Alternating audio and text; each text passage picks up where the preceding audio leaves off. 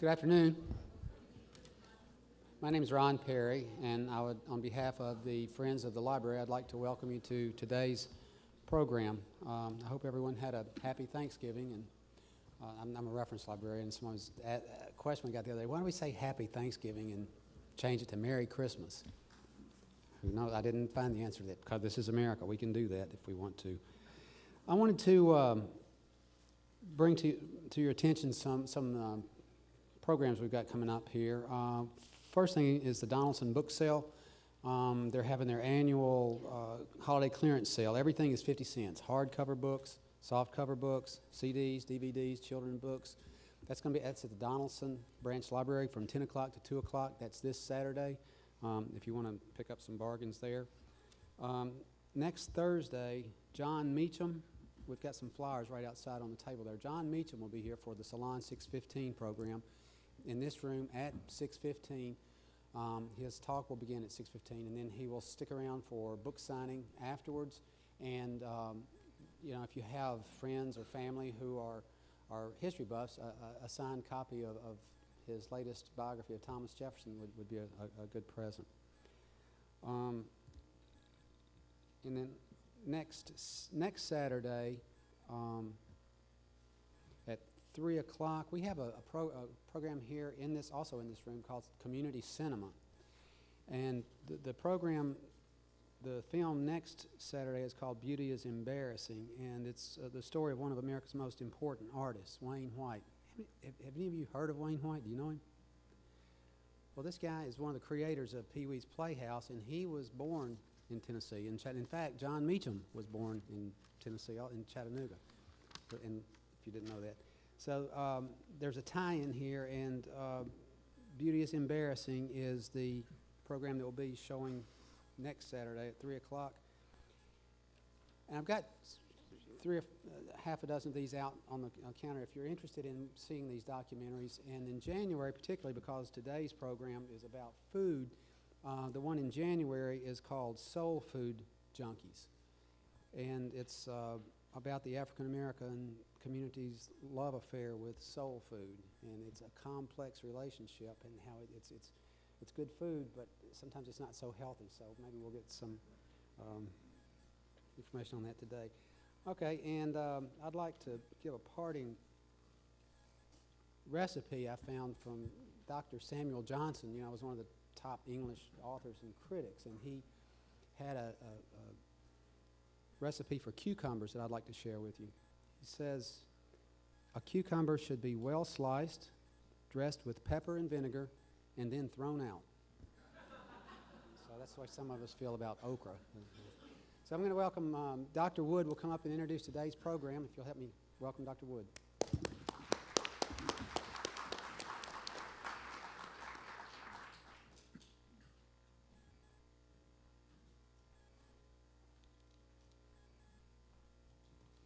Well, thanks so much, Ron, for that welcome, and thank you, Susan, for helping organize this whole,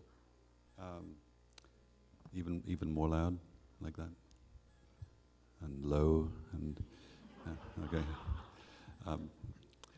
Yeah, I want to thank Ron and then Susan too for helping organize this and collecting these $5 donations at her table. Glad you could all come. Hope you enjoyed the food, but you may hear an awful lot more about the kind of food you might be getting this lunchtime. Now, when we're rushing to get food on the table, like snatching lunch between meetings, as many of us are doing, it's easy to forget how much it matters what we put in our mouths.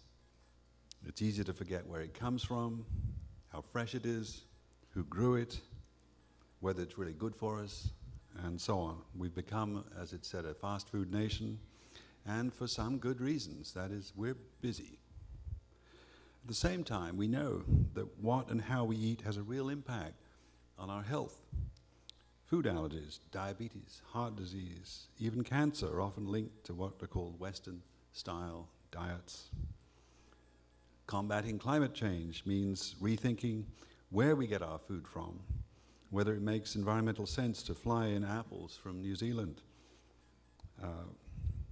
And these sorts of considerations have galvanized what's called the locavore movement.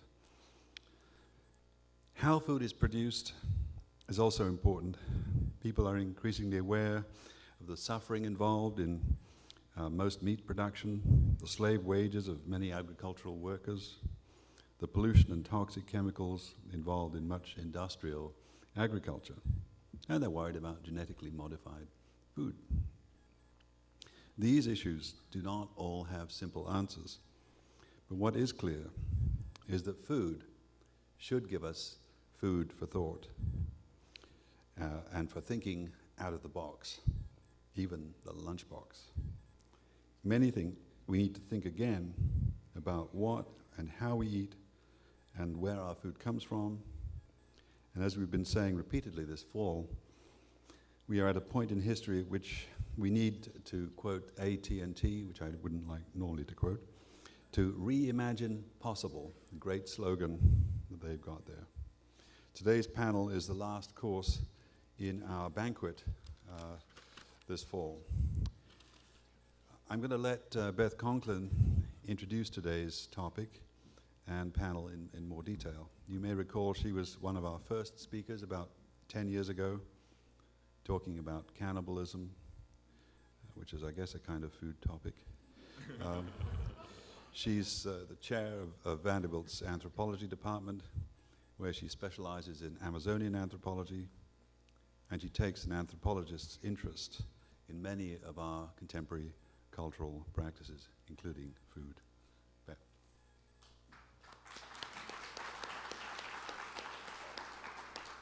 So thank you to David and to the Nashville Library staff and to the Friends of the Library for this wonderful invitation and opportunity to open a conversation with you today. Thank you also to all of you for coming out. Probably more than any other topic we could talk about, food is something that all of us have insights into, ideas about, and there are many people in the audience here who are involved in really interesting food initiatives here in our communities, so I hope we have an opportunity to talk about some of these. When David told me that one of the themes running through the series of library talks this fall was the idea of the future and imagining a future that we would like to live, I thought immediately of food as one key to imagining how Nashville might grow and change, how we might move toward becoming a healthier community. And food, as David said, is obviously a key to a healthier community in terms of physical health and nutrition, problems like diabetes and heart disease, but it also connects to healthy communities in relation to our local economy and jobs and livelihoods. And food, what we eat, how we share it, how we celebrate around it, is key in all kinds of quality of life relations with friends and family and neighbors. From an anthropological point of view, it's this multivalency, the fact that food has so many different dimensions, so many different meanings and roles in our lives, that makes it such an incredibly powerful focus for thinking about society and for changing society.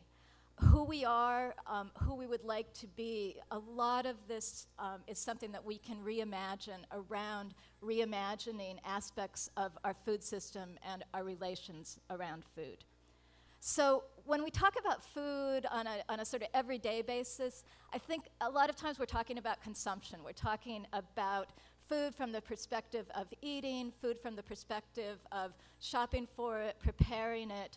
Eating is something that we do every day, multiple times a day, and it's, such a huge source of recurring pleasure or sometimes recurring anxiety. And one of the things that we've seen in our community that's really heartening and exciting is just an explosion of new options for eating and new food shopping options. So there's lots of new restaurants, the food trucks, all the different farmers markets. There's huge creativity and innovation on the consumption side of food. And there's lots of interesting projects, and people here may want to talk about some of these today, that are trying to improve the food that we eat and the food in particular that our children eat. So farm-to-table projects, farm-to-cafeteria projects, new initiatives to get healthier vending machines in the public schools, to improve school lunches. The farmers market has a new commercial kitchen where entrepreneurs can go to work out their recipes, to offer food classes, and so on. So there's lots and lots going on the consumption side of food. But increasingly, people in Nashville and elsewhere across the country are thinking about food production, about reimagining how we grow, what we eat, and reimagining relations between farmers and the people who eat the food the farmers produce. And so this production side of things is what we're focusing on today.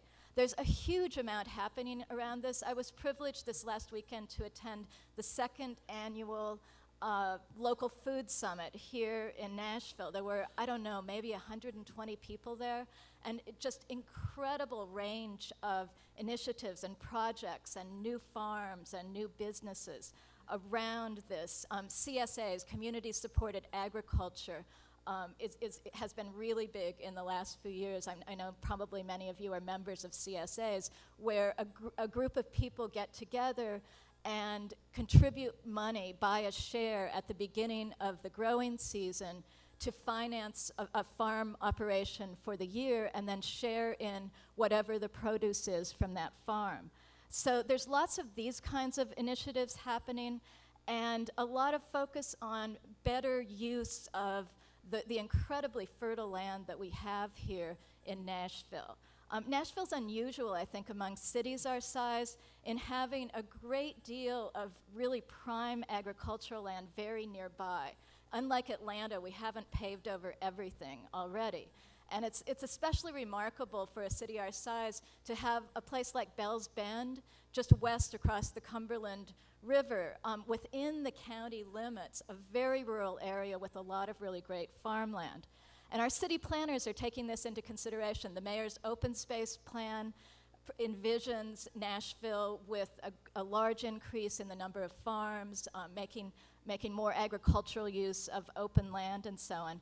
But even closer in very, very urban neighborhoods that we don't think of usually as farmable, there's tremendous potential to produce a great deal of food locally with advantages to health, to equity, and reduction in transportation costs, and so on. Some of this seems really radical unless you think back just, a few decades. I think many people here may remember the Victory Gardens of World War II, which was a moment when society decided that we needed to increase local food production, and people responded enthusiastically and energetically. When we want to change, when we need to change, we can and we do. So there's a tremendous amount of creativity that I'm very excited about. And so for today, in organizing this panel, I invited two panelists, and the first was to have been Dodd Galbraith, who some of you may know. He's the director of the Institute for Sustainable Practice at Lipscomb University. And unfortunately, last night he was stricken with laryngitis, and so he decided that public speaking just wasn't possible today. He did, however, send the slides for the presentation that he would have done, and having talked to him about this, I wanted to just ask you to bear with me while I channel Dodd for just a couple of moments here.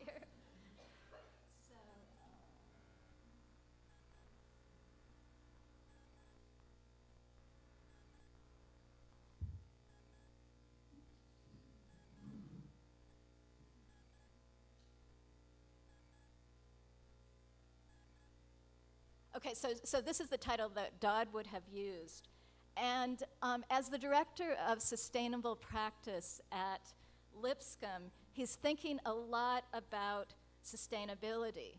And he shocked me when he told me that he thought that sustainability is not the answer. He said, we're setting the bar too low.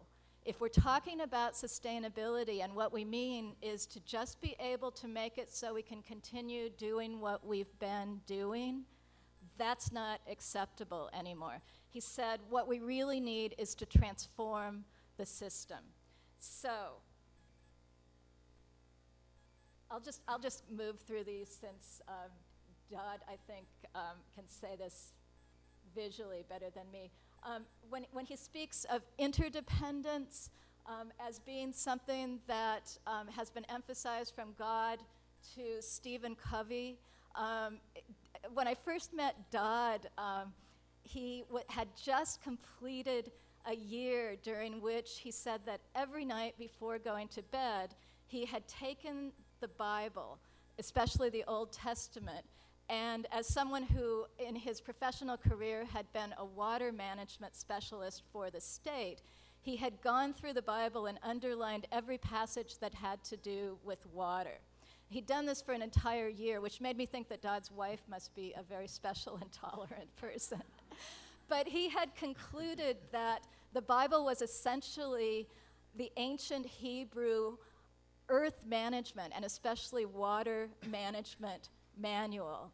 And from that, he took his personal mission and faith-based orientation to sustainability. Stephen Covey, of course, is the author of the bestsellers, 7 Principles of Highly Effective People, of which recognizing interdependence in our relations with others and our relations with the world around us is one of the major principles. So Dodd wanted to emphasize how incredibly central food is, and in particular the question of how food is produced and the inputs that go into it. And he emphasized that for those of us on an individual basis, these are 3 key points at which we can really make a difference with the choices that we make. So that is channeling Dodd. I know. Anyway, what I'd like to do now, though, is, let's see. Now I'd like to introduce our main speaker, Jason Adkins. Jason is the Environmental Projects Coordinator at Trevecca Nazarene University and associated with their Center for Social Justice. In particular, he's taken a leading role in developing a number of different initiatives around urban agriculture, which I think he'll tell us about today. He is vice president of the Tennessee Association, or the Tennessee Organic Growers Association. And in the past, he's also been involved in a number of initiatives in which he was working at the intersection between sustainability, especially around food production, and issues of social justice and care for vulnerable members of our communities. After he completed studies at the University of Newcastle in England, Jason began a program called the Green Farm, which was an organic farm for men who were recovering from addiction. After that, he managed a small educational farm called Sun Farm for at-risk boys. And since 2009, he's lived in Chestnut Hill, just south of downtown here, where he works with a cooperative intentional community and neighbors in the neighborhood to develop a number of community gardens and other projects. So, Jason, I'll turn it over to you now.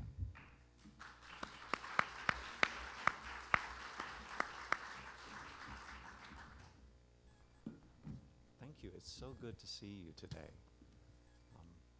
There were times when one might not expect so large a crowd. Okay, this will be challenging. Get real intimate with this mic. Okay, so if you walk upstairs to the top of the library, as you look on the walls, you'll see these amazing paintings of Nashville as it was. And so just imagine with those, perhaps after you leave, as you walk along, look at those photographs and imagine what this place would have looked like to James Robertson and maybe some of his his close followers and those who followed after him, as he stumbled across this place almost, what is it, 130 years ago? What did I say? I'm at 200, yeah, we're not that young. So in the 1780s or thereabout? Okay, thank you, historians. And think about that this settlement was not so much unlike every city in the world, perhaps except Las Vegas or maybe Dubai. People stopped there because it was an excellent place to grow food. So one of the things I'm going to talk about is why urban agriculture. We have lots of land, and it is in need of good care outside of our cities. So why go through the hardships of growing it right here, where there are some challenges that will immediately pop to your mind? You know, this amazing land that we found, that Caucasians found a couple hundred years ago, was a place of plenty. It was some of the richest soil in our state. And as such, it's particularly ironic and sad that this is the very soil that all over our nation we're paving over to the tune of about 20 acres a minute. And we're losing the very best soils in the world to certain kinds of development. And so one reason, that's the bad news, but the good news is that soil which is unpaved, or which we can get pavement off of, perhaps, is the best. It's wonderful. It's the soil that people stopped for. Another reason I want to point out that we should be thinking about farming around and in Nashville, in the urban and peri-urban areas, is just that the need is here. As Beth mentioned, I was working with boys on a farm, on an educational farm just outside the city in Davidson County, and we were trying to teach them what to eat. But those boys would go back to neighborhoods like the neighborhood where I live in now, and their options would be very poor. Getting a gun would be easier than getting a tomato in some of these neighborhoods. And you can get 40 different types of malt liquor in the corner store down the street from me, but you can't find any fresh vegetables. And so the irony that we find ourselves in is that in these cities, which were once great agricultural areas, they're now food deserts. They're now places where good food cannot be come by, and the food that people are buying is expensive, and it makes them sick. Ironically, the people who need fresh food most, closest to them, those about 40% of our neighbors in Chestnut Hill don't have access to cars, so they have to walk to whatever food they get to, or take a 2-hour bus ride there and back. The dollars that could be spent in that neighborhood at a local food market, fresh food market, they're exported out to neighborhoods that perhaps need them less than my neighborhood. So thinking about food access and jobs in the places where people are. You probably know about some of the food crisis. This is mostly going to be a positive, like what are the possibilities of urban agriculture? But I was shocked and continue to be shocked that 1 out of 3 children born in 2000 are expected by the Center for Disease Control to get type 2 diabetes. It's their biggest epidemic that they're dealing with, and they are trying to deal with it. And of course, this is a diet-related diet-related diabetes that we're talking about, and 75% of all of our health costs are related to what we eat. And so when we're thinking through the healthcare crisis that we're experiencing, we need to think, as Michael Pollan has encouraged us to think, it's not a healthcare crisis, it's a food crisis. You may have heard Hippocrates saying that let your food be your medicine and let your medicine be your food. It's ironic that America, well, really fitting, that we spend less money than any country ever on food. In terms of the percentage of our income, we spend about 12 or 13% of our income on food. On the other hand, we spend the most money of any nation ever on health care. Now, those two facts need to be put together. We've gone cheap on food, but as a result, our health has suffered, and we have to pay dearly for the health care to bring us out of the pit that we've gotten ourselves into by eating poorly. We're not really encouraged to think like this in America. In fact, we're not really encouraged to eat like this. I've got a little graph you may have seen, but I always find it really funny, perversely funny. Let me see if I can pull it up for you. And the question that this graph was put to answer was, why does a salad cost more than a Big Mac? Now, if you go into McDonald's, I'm told, you can buy a Big Mac for around $1 or something, and then the salad costs about $4 or something. And so why is that? Why are vegetables so expensive and beef so cheap? It actually takes about 200 to 300 times more energy to produce a measure of beef in comparison with vegetables. So why is it so much cheaper? Well, if you look on the right, let's look on the right first. These are the federal nutrition recommendations. This is what the government encourages us to eat, right? So a bunch of grains, some vegetables, a little much less protein, and very little sugar, oil, and salt. Now this is not wonderful, but it is at least what we've been given as a recommendation. But if you look on the left, the $30 billion in subsidies that we pay to agricultural sector, this is where those dollars actually go. Okay, 73% to meat and dairy, 13% to grain, and look at poor little vegetables and fruit on the top, 0.37%. And if you look, so compare those side to side of what you're supposed to be eating. You can't even see the fruit and vegetables. And there's a big, huge chunk of it that we're supposed to be eating, 9 servings.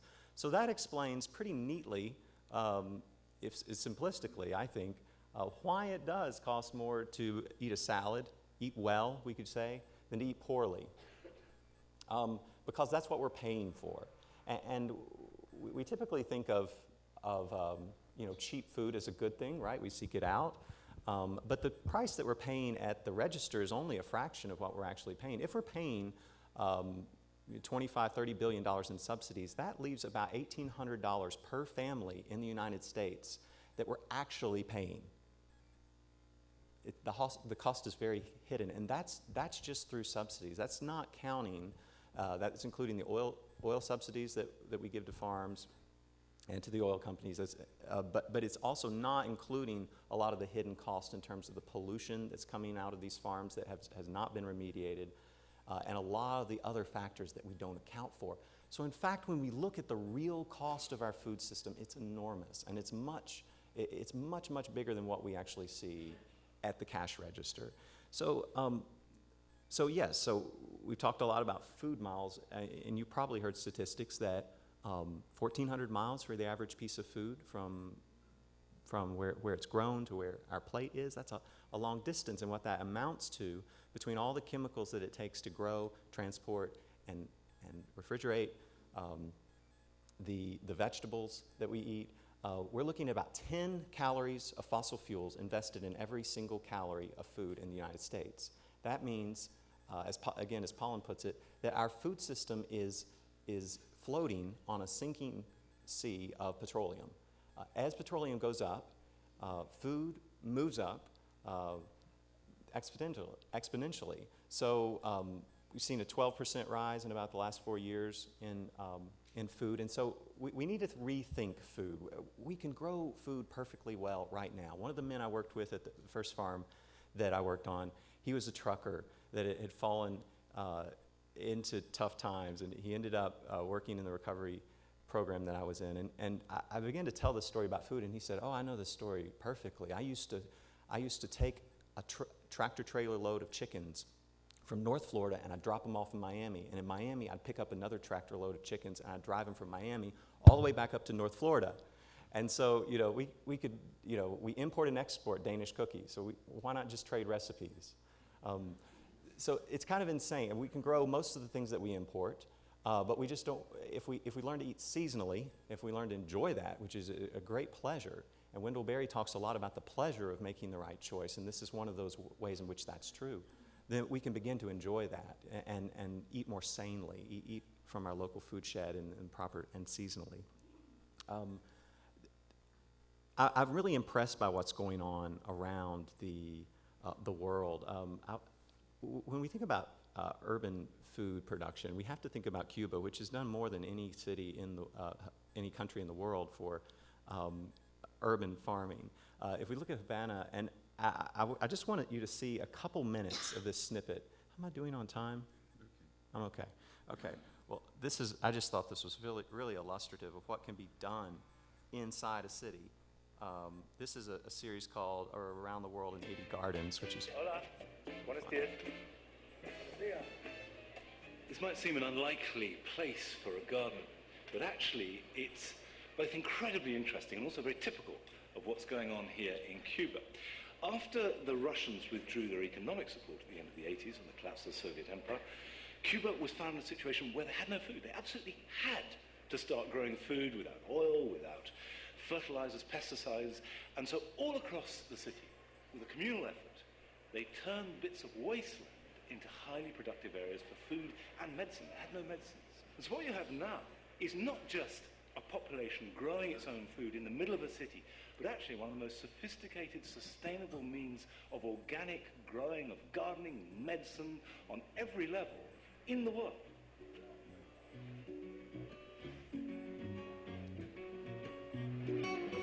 Right in the middle of the crumbling colonial grandeur, a genuine green revolution is taking place in the form of small productive gardens called huertas. These are the equivalent of our allotments, but built on derelict land, and they are the basis of a new gardening culture that is sprouting up all over the city.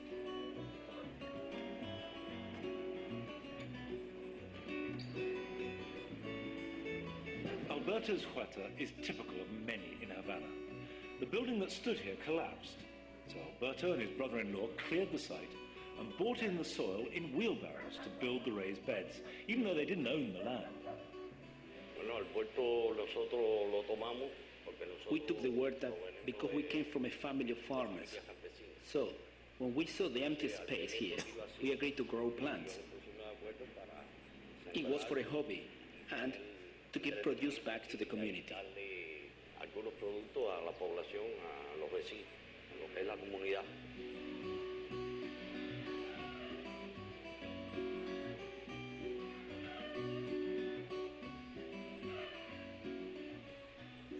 When the special period began, did that change the way that you gardened?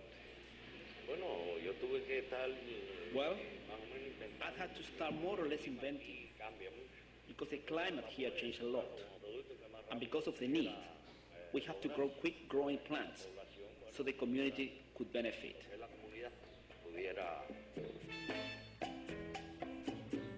After leaving Alberto, I realized that much of his passion for gardening is driven by his desire to work with and for his local community.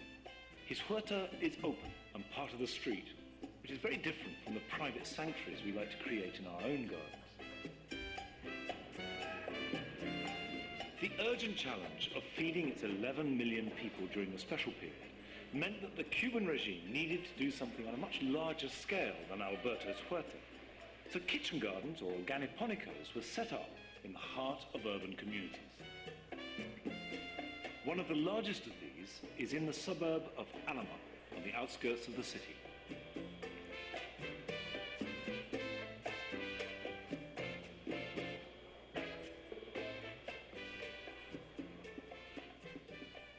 To me, this is a sort of vision of heaven.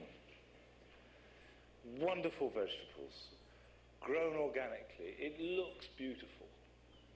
People all working together from the community, growing them, earning a living, eating them, caring about it. That's the key. If you want to do something well, you've really got to mean it, and this place means it. Yeah, so it speaks for itself. What a beautiful vision of what can happen in a community. And really, since this was made, they've gotten cheap oil from Brazil, and their food productions fell within the city. So I guess the formula for urban agriculture is just subtract oil. It was said at their height they were producing about 70% of their city's needs. In a city of, what did they say, 7 million, 8 million? It's big. And it created about 300,000 jobs. So when we think of paying more for food, we should not. We should think about the jobs that creates. You know, when you're investing in that, you're investing in people. Well, this was done there, okay, but can it be done in the United States? And I think some of you may know about these, but I'm really animated by the amazing projects that are going on in the United States, one of which is Growing Power in Milwaukee, Wisconsin. They're probably at the forefront of the urban farming movement. And they consider themselves community activists with food as the centerpiece. So not many people I know that are doing urban farming are simply there to grow food. It also has a huge social aspect that they're very aware of and very passionate about. And that's definitely true of Growing Power, who's there to bring communities together, create jobs, dismantle racism, and grow a lot of good food for communities that don't have enough of it. And they do all this sort of around growing as a centerpiece. Right when I visited them in 2009, they had 36 people hired within this small 2-acre lot and some off-site land. Their budget was $2 million. I went back for an extended time this year, early in this year. Now they have a $5.5 million budget. They hire 200 people in the city of Milwaukee. So I'm really impressed with the ways in which, again, this is the best in terms of numbers and in terms of sophistication, but think about the potential of these jobs and the amount of food that they're bringing out of these tiny spaces. It's incredible. And it all really begins with compost, that should be said. He's a mad composter, and that's what fuels everything he does. I visited Chicago as well, and there's a place there called City Farm. And City Farm has several different sites, but what they do is they pile wood chips that are cut around the city, and it's a waste problem, and they pile it up about 2 or 3 feet, and then they put compost in rows across on top of this layer of wood chips, and they just grow food right out of that compost. And they use lots that aren't being used. The one I visited was about an acre. It was a full city block. It had been raised at some point. And if you do this, you don't really have to worry about what's in the soil because you're getting away from the existing pollutants and way up on your own compost. So you know exactly what you're growing in, which is a challenge in urban agriculture. They employed 3 people on this one big city block. And what the director told me was, in Chicago, there are 80,000 empty lots within the greater Chicago area. They comprise 10,000 acres. So can you imagine like the job potential and the food producing potential of such a place with that much land? And Nashville is not so different. We have a lot of empty land, especially in the area circling the downtown corridor, especially in my neighborhood. 1 out of every 3 neighborhoods and parcels in my neighborhood are abandoned or just empty. And so there's tons of space. We just don't have enough hands to farm it all. We could grow a lot more than we do. So there's always these pockets. And it'd be interesting to try to figure out how many people you could employ and feed from just yards. I'm convinced that America could feed itself from its lawns. So yeah, things that are happening in Nashville, a lot of exciting things. When I made a list, and I think we have a list maybe to hand out, but I thought of Nashville Urban Harvest, who was really the first urban farm here in town, and David over there was part of that leadership and continues to work out in North Nashville in the Whites Creek area. Good Food for Good People, Sean Seipel is doing a lot to organize and teach and sell around good food. Think of Carver Park with Sesway Herring, and those Nashville Urban Harvest and Carver Park bring up a really important part of urban agriculture, and that is land tenure. Both of them suffered from the difficulty in getting a place where they had permanent land tenure, and that's really important, at least extended land tenure. In order to invest as much as you have to invest in an urban space to grow, you need to know you're going to be there for a while, and that's a challenge. So there's lots of school gardens. There's a school garden network that has formed over the last couple years of teachers just interested in teaching through gardening a lot of their curricular requirements. We have got community gardens springing up everywhere, and think of Bell's Bend in the peri-urban area that was already mentioned. Nashville Grown, which has become a food hub where small growers can put their food together in a collective and they will sell it for the growers, and that's a really important marketing piece. Edge Hill, Chestnut Hill Community Gardens, John Henry Hale City Farm in the City. There's Nashville Foodscapes, Jeremy Leckish, who's creating food forests, and then there's our farmers markets right here, and then others that have sprung up around town that are Many more growers are visiting, feast together. Tennessee Organic Growers Association. These are some of the associations and people that are working to see food crop up right at our doorstep. So it's exciting. Not only can it happen, it is beginning to happen. And I think we're behind a lot of cities, but we're ahead of where we were just 5 years ago. I just see a ton of interest growing up in all the aspects of urban agriculture. So is that a good place to wrap it up, or should I show some pictures of what's going on around town? How are we doing? I can Yeah, some pictures would be some pictures, okay. So I'm sorry these are kind of heavy on what I'm doing, but that just seems to be what I have pictures of.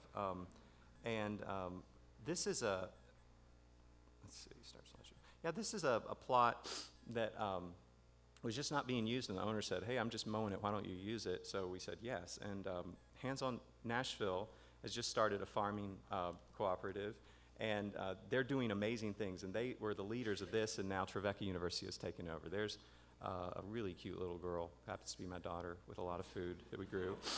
This is the, this is going a little too fast for me. This is the chicken coop, excuse me, that we built on Trevecca's campus. We're kind of agriculturally exempt because we're 60-some acres, and so anything over 20 has some exemptions around agriculture. So we kind of, we're good neighbors, but we can kind of do more than the average folks. So we have 80 hens here that we get about 3 dozen eggs from every day right now. And this is our coop that we built. Yeah, there we go. That's our greenhouse. It's a really old greenhouse that was totally in disuse that we've begun to garden around. It's already got quite a bit bigger in what we're doing. Inside the greenhouse, we're doing aquaponics, so we're growing fish together with plants inside a circulating system. Please come by if you'd like to see it. It's an interesting way to grow a lot of food on a very small footprint. And this is growing power up north. These are in chronological order because Windows 7 doesn't let us rearrange photos. So this is, okay, hop up north to zone 3. Okay, we're back to Trevecca. Let me come back just a moment. Yeah, these nasturtiums spilling off this aquaponics system, and you see pots on the ground everywhere. Growing power utilizes every square foot of vertical space and horizontal space, and just they have hundreds and probably thousands of these pots. Yeah, I'm certain thousands of these pots just growing vegetables, growing a lot of salad greens.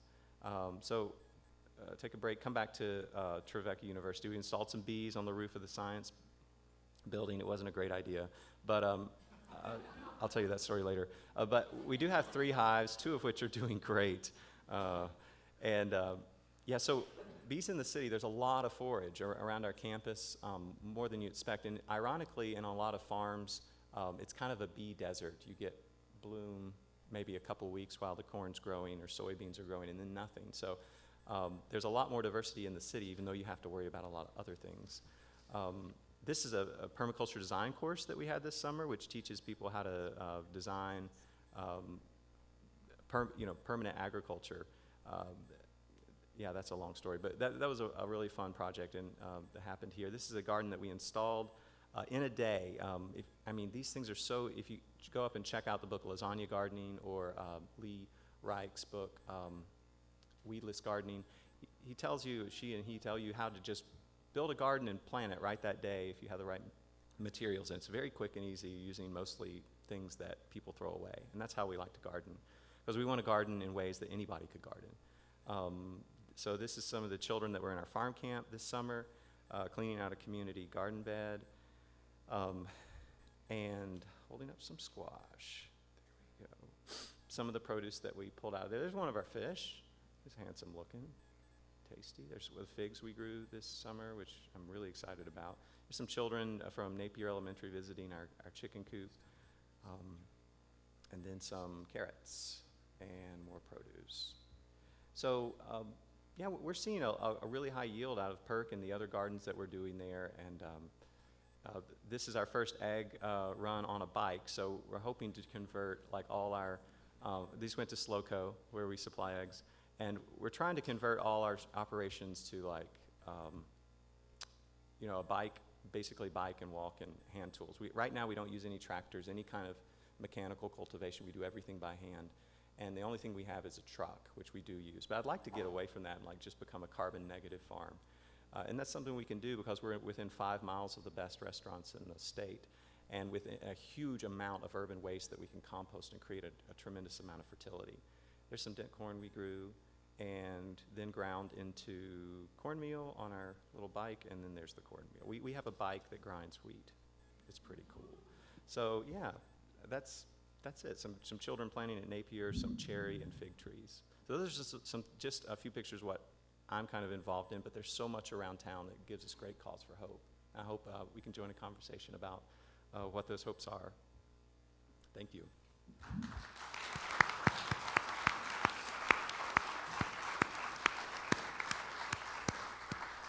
Thanks so much, Jason. We're going to open the discussion now to the floor, and I've been asked to ask speakers, when they respond to your question, to repeat it for the audio recording so that we all have a clear version of your question. And you can address your questions to Jason or to Beth. Yes, sir.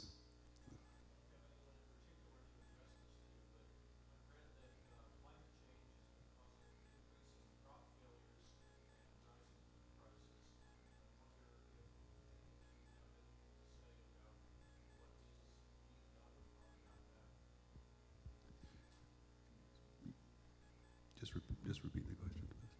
The question was, do climate change issues change the dynamic of what's being grown in terms of crop failures, and what can we do about that? I've started to plant pomegranates. So, you know, if life gives you lemon climate, then plant lemons. We're going to have to plant some different things. I don't doubt at all what you're talking about. I actually think it is happening. We're seeing warmer and warmer weather here. I mean, it's, 70 today?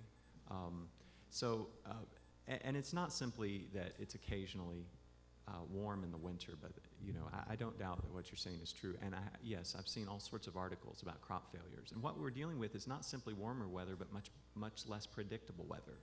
Rain patterns are changing, and it's global. I mean, you can't just retire to a farm and just hope to ignore this, because deforestation in Brazil is causing changing in wind and weather patterns over in Africa. So it's global. What we're doing is of global impact. And how are we going to adapt? We're going to have to build much more resilient systems. Corn and soybeans are not going to cut it. We're going to have to start thinking about deep-rooted perennial systems that can take shocks. And that's a long conversation, but really we need to be much more diversified, and we need to be thinking ahead of this. I really am serious about planting things that are going to do well in zone 5 rather than zone 6, and that's one way that we're doing it. We can actually reverse the heat island effect by planting in it. We can become a heat oasis, and that's been done in Tucson. They simply cut the curbs and started planting trees along the roads, and they lowered temperatures within the city. So especially in extreme climates like that, you can turn things around with low-tech ways, but it's not going to be a Monsanto high-tech solution, I promise.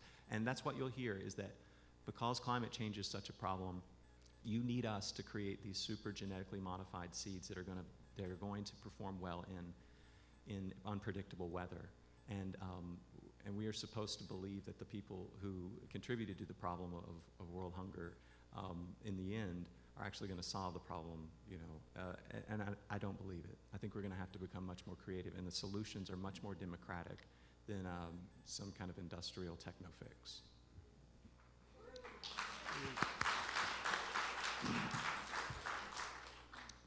Yes, sir.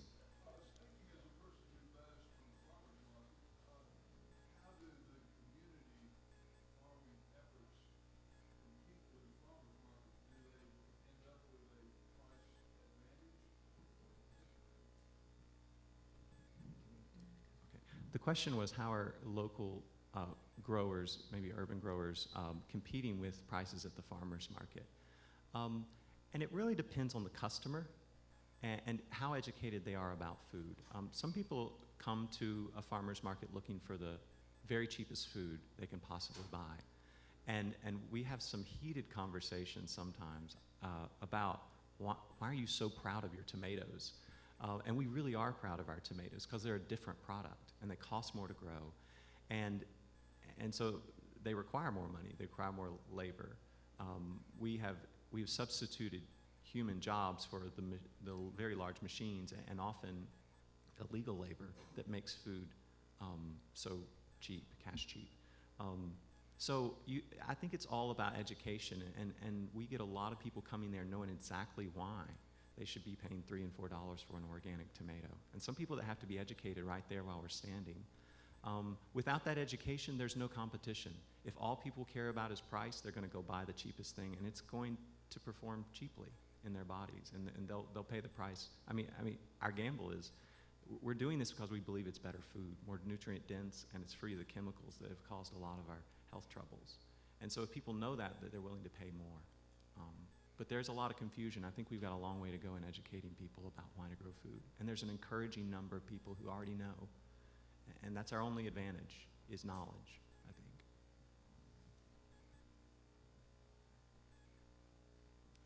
Yes, the lady back there.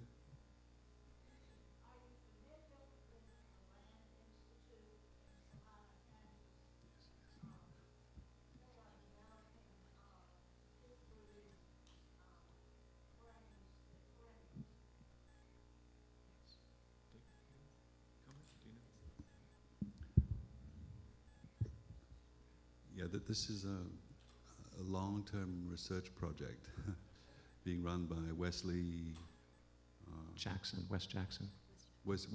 yeah. And yes, his idea is that you can grow or develop by selection incredibly deep-rooted wheat and grains, which will resist all kinds of atmospheric changes, and also will be perennial. Come back again and again, don't need to be replanted, and so it also makes you independent of Monsanto and other big companies. And but I've been told this is like a multi-decade project that will take a long time to come to fruition. I've been out and with these people and seen the land there, and this guy's got a pretty long-term vision. I don't know if you got something you want to add to that. Thank you for bringing up that question. It was a question about being aware of West Jackson and the Land Institute in Salinas, Kansas. Is that where it is? Yeah, I think so. Salinas, sorry. That is exactly the kind of work that needs to be done. And what he calls it, it's a mouthful, is a perennial polyculture. Many different things growing in the same place and coming back year after year without the need to run a plow through the land. It's brilliant. And we discovered the first grains that we cultivate now, they were growing wild. And so this is how things grow best. It's how they grow in nature, is they complement each other. And we've been monocropping. And as a result, we've lost 50% of our topsoil in the last century. And of course, that's unsustainable. We can't keep doing that. That means we're going to have to cover our soil better as we grow our food. And this is the answer. I think systems like this are answers to what we're facing. Yes, the gentleman over here.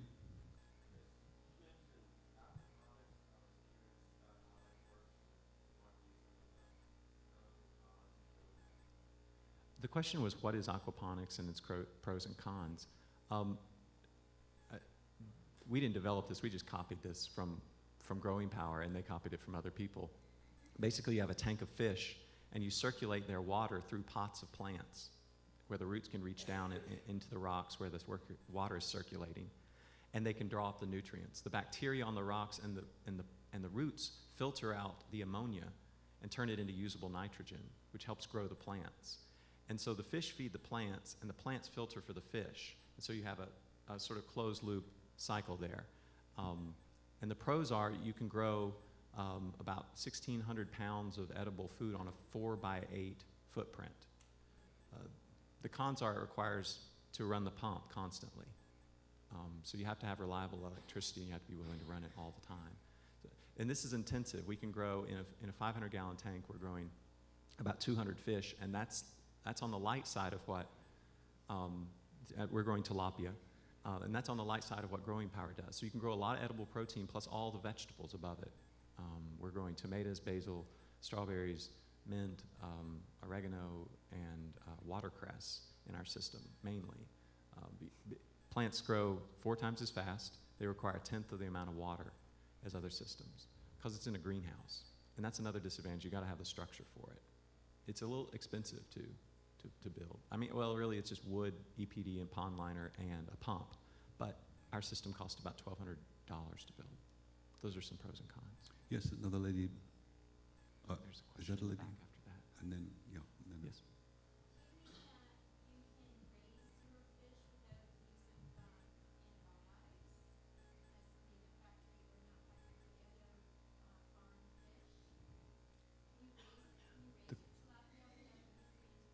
The question was, can you raise tilapia without antibiotics? I wouldn't know how to raise them with antibiotics.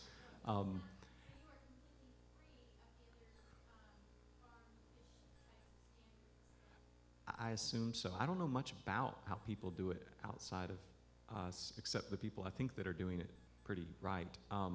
So I take it from your question that there's some unsavory things being done with the aquaculture.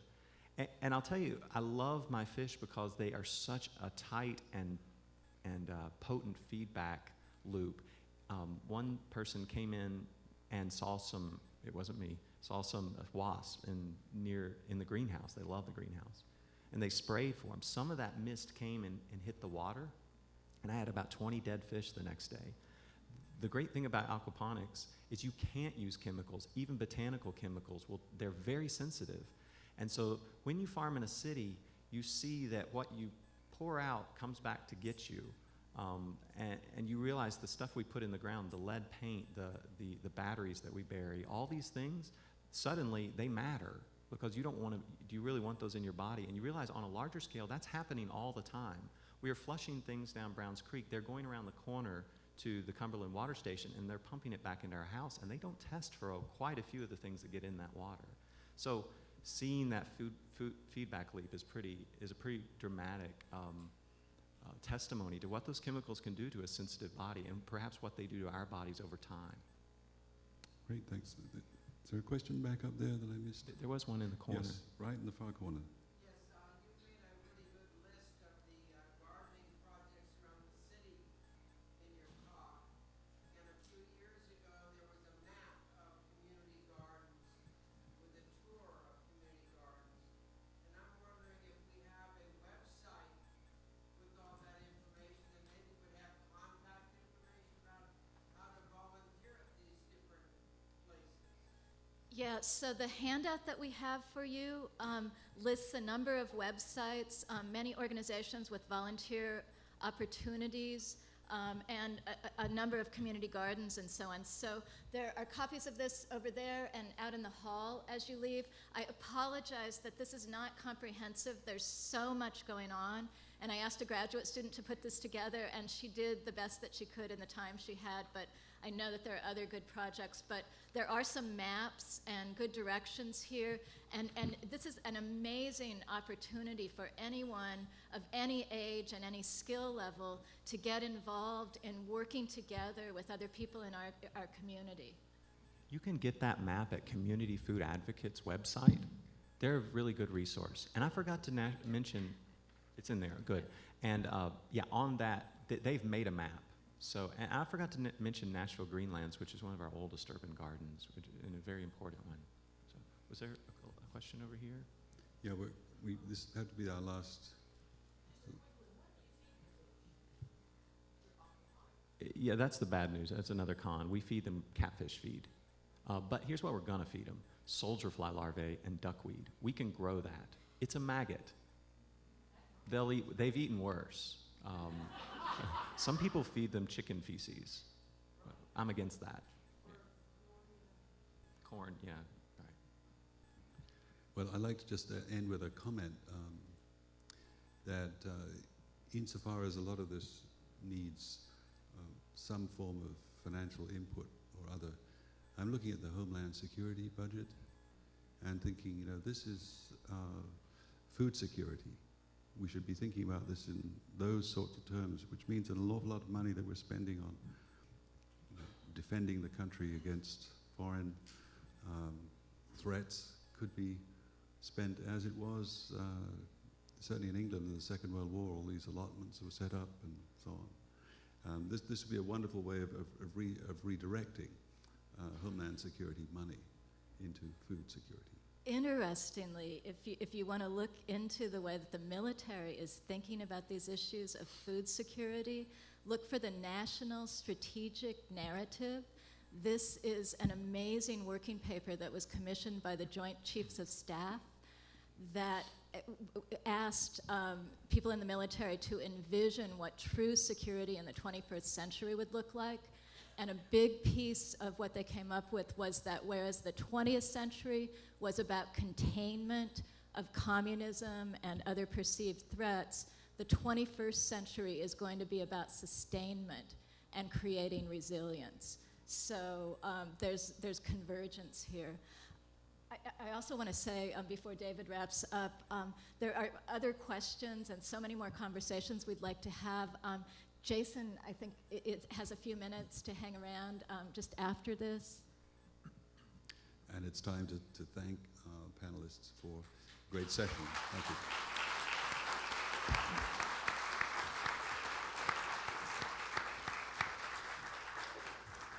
Come back next year.